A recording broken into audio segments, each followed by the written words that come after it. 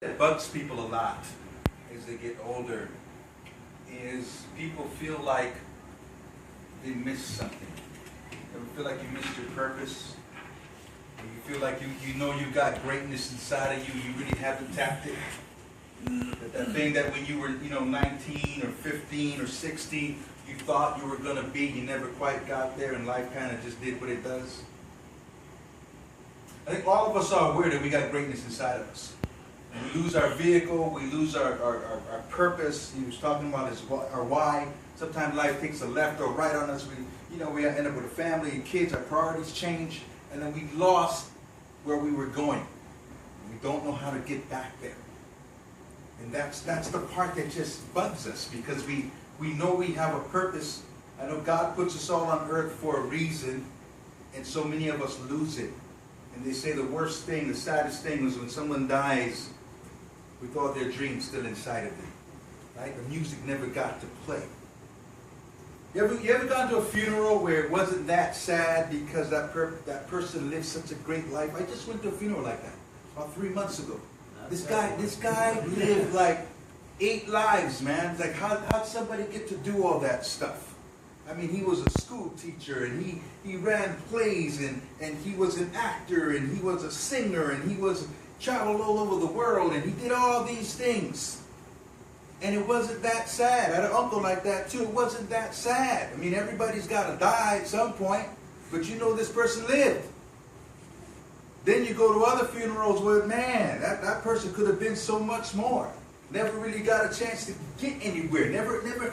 That person has so much talent. So some kid, maybe a gangbanger, dies, and he was a great football player. You know what I mean? You know stuff like this, people like this.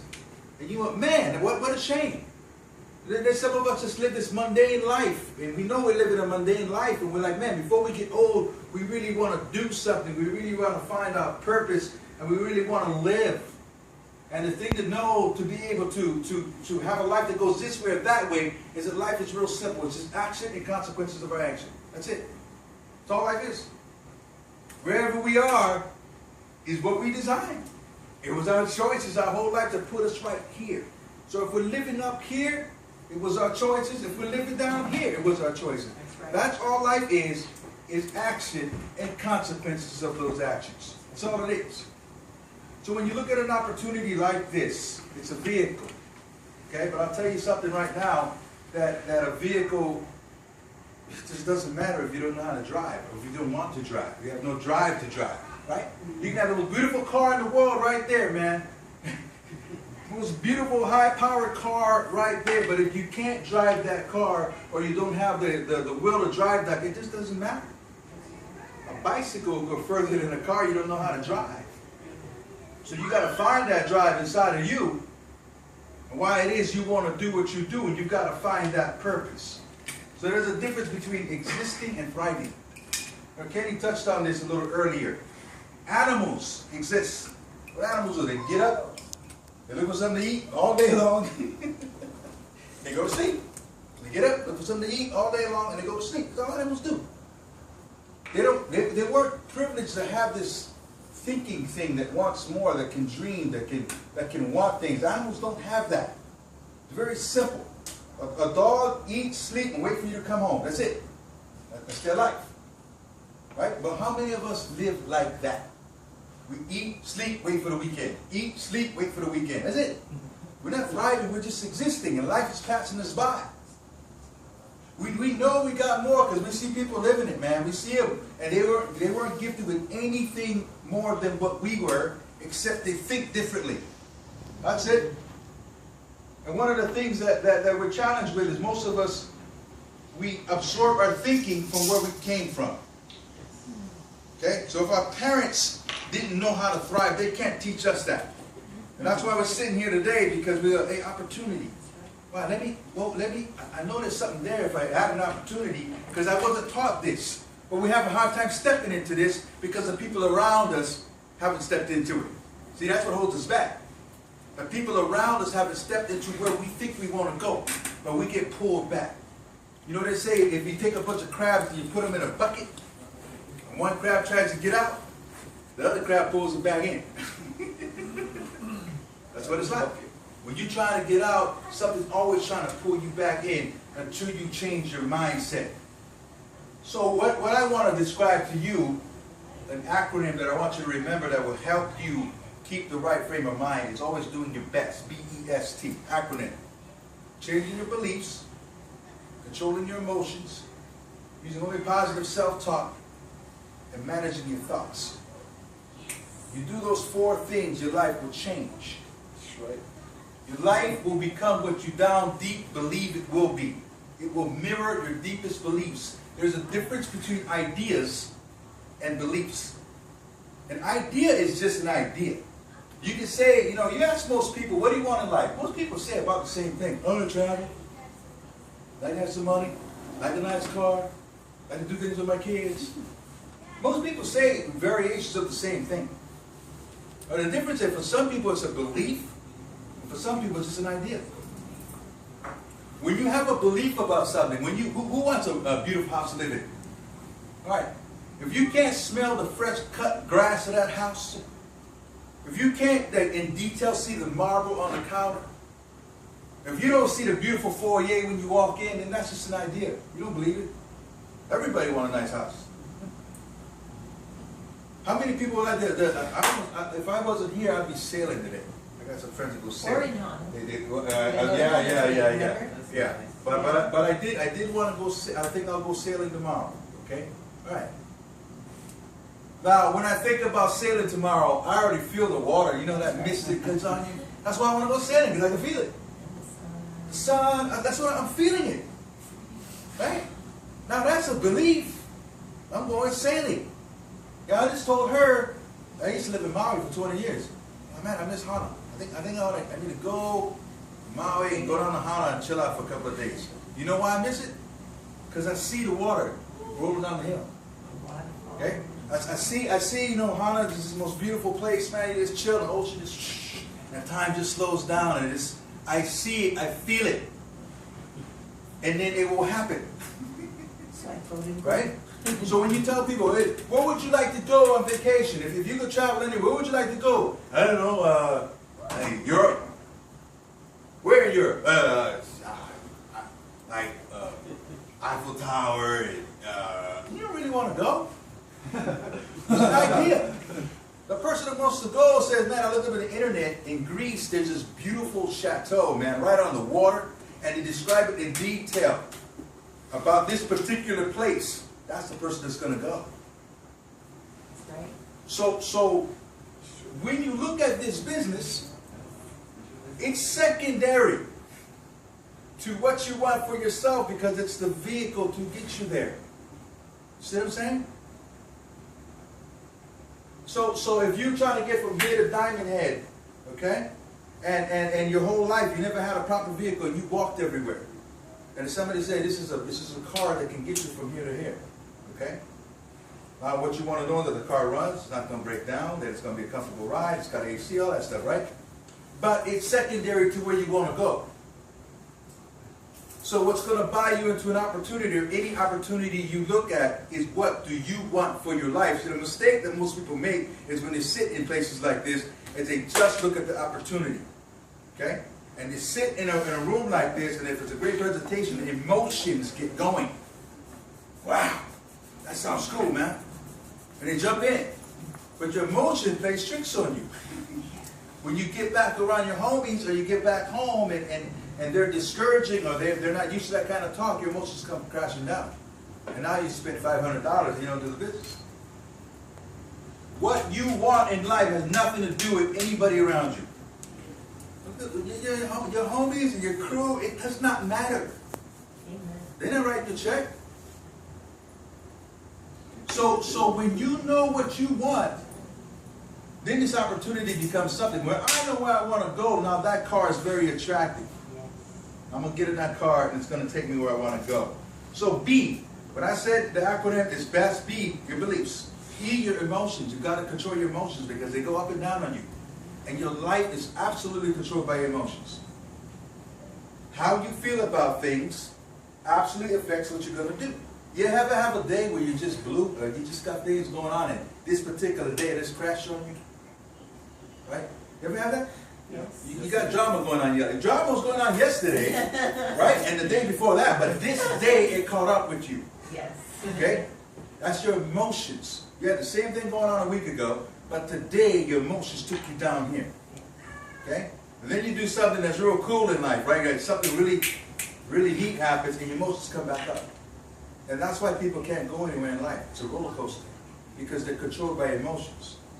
So what you have to do in life is learn how to control and manage your emotions. Every single day, you got to have routines that you do that manage your emotions, that keep it like this. You ever see like, and I'm a big sports fan, you ever see somebody who never made a game-winning shot in basketball, sink that three-pointer, right? And wins the game, that guy goes crazy, right? He goes crazy because he's never done that.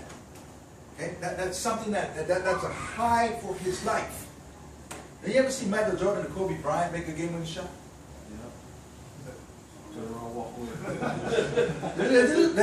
That's their life, right? But you ever see Kobe Bryant or Michael Jordan miss a game-winning shot? They don't get all done. They head up. They just walk off the court. Tomorrow's another day. See, they don't go real high or real low. Who they are is not defined by all the things around it. I'm the same cat if I made it or I didn't make it. You see? You don't see them just want to hang themselves because they miss a shot. And they don't go crazy when they make it. They've learned to manage their emotions. So I want you to start looking at people like this. There's a reason why they're successful. There's a reason why they're where they're at. Because they control their emotions. And we can't let people pull our chains. You see, it could be a husband. It could be your kids. It could be relatives. It could be a stressful relationship with a parent. You'll never get anywhere if those people can be a puppeteer to your emotions. That's right. You got to manage your emotions. And then the S, B.E.S.T, the S, self-talk. What do you tell yourself all day long?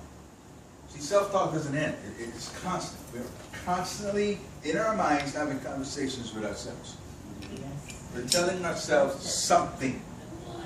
And the problem is most people have very negative self-talk. Very, very, very negative. They tell themselves rotten things about themselves. When they make a mistake, they go, yeah, that's just like me. You see? And you're wiring your brain to accept a lower standard. You know, I say a lot of times when I was in school, I was a C student. C and D. Oh, I was not a good student. Okay? Because I trained my brain to expect that was the grade I was going to get. And you subconsciously will make your world match the beliefs that you carry within. Whatever your self-talk is, your outer world will match. You see, or your brain goes crazy. That's how your mind works. It has to do that. You see? That's why if I gave a very poor person $1 million, where would that $1 million be in 2-3 years from now? Gone. You see this with athletes all the time, right? They grow up in the hood, they sign these major contracts, and go, how did this cat spend $200 million that you made? You broke today. Because he was always broke. He was broke when he had money. He had a broken frame of mind. You see what I'm saying? You ever see these cats that make all this money, and wherever they go, they're at the club and they got 30 deep behind them. Wherever they go, they got a posse. Right? Because this person is not okay being rich. Okay? When you're rich, sometimes you got to change your friends. These cats will bleed you dry. Yes. Oh, who's this cat? Oh, he do my hair. The hair about this long, and he do my hair.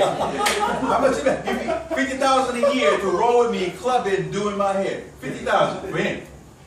But this guy, he opened my car door, and there's my car door opener. They got another $50,000 there. You see, he's a broke person with a lot of money. So his inner self and his outer self has to match. So his creative subconscious mind will blow every dime until he's back where he's supposed to be. So this is what I want you to do is you look at this opportunity. If you decide to do it, is to change your frame of mind so your mind matches the possibilities of what this can be. See, this is what happened with them. I watched the change, man. This is a neat thing to watch people evolve. To become people that were in acceptance of success. See, their inner selves changed by what they did in their habits, and they were able to invite the success to come. So now, when your belief system changes, and you become that wealthy person inside that can smell the fresh cut grass and see the home and see how, when your inner does that, your outer has to match. Just the same as the broke person. Where, you know, I got all this money, but I got to get rid of it somehow because I'm broke inside. Get rich inside, the outer has to match. Has to. You know, I did this thing at Honolulu Ford. I told some of you this story. I was at Honolulu Ford speaking with the salespeople there. And I said, what if Donald Trump, you took away all his money, put a disguise on, and he's sitting just like you, selling cars? What's going to happen? Somebody tell me. The next month when we're reviewing who the top salespeople is, who's going to be on top? Right. Why is that? Right. And I told him, not only that, within 2 years, that car dealer was saying, not Honolulu Ford, they'll say Trump Ford. I promise you. Somehow, some way. Because his inner self says that. When he walks in, he'll look at that sign like, my reality, my belief is that should say Trump Ford. And he believes that so much, his creative subconscious mind would somehow make that happen. Because that's who he is. So if we're not having the lives that we think we should have, we have to change who we are from the inside out. And then this opportunity will really be what it's supposed to be. Then you'll have that turbo gas and that turbo engine for it to take off. Because if you can't drive a car well, you will wreck the car. You know, you can take Jeff Gordon's car, right? Jeff Gordon, race car driver. You race, he takes your car, you take his car and race.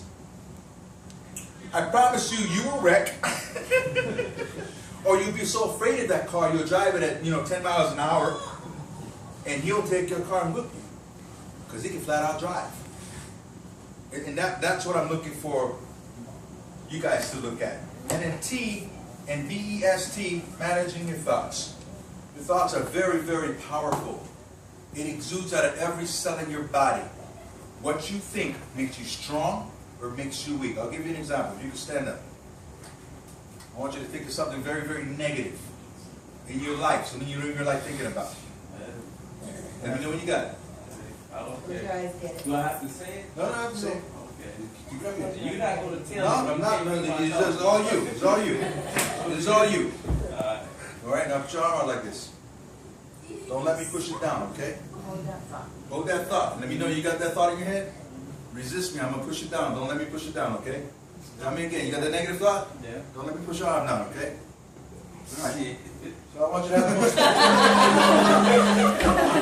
wish I had that on video right there. Shit. You're stronger than that, bro. You're stronger than that. Think of the most positive day of your life. The day you were all that. Accolades, everybody. I mean, you were just A good thought. the best thought. Best day of your life. Birth of your baby, at work, you were athletic, whatever, you made that game winning, whatever it was. Your best day, when you think about it, it's just filled up with.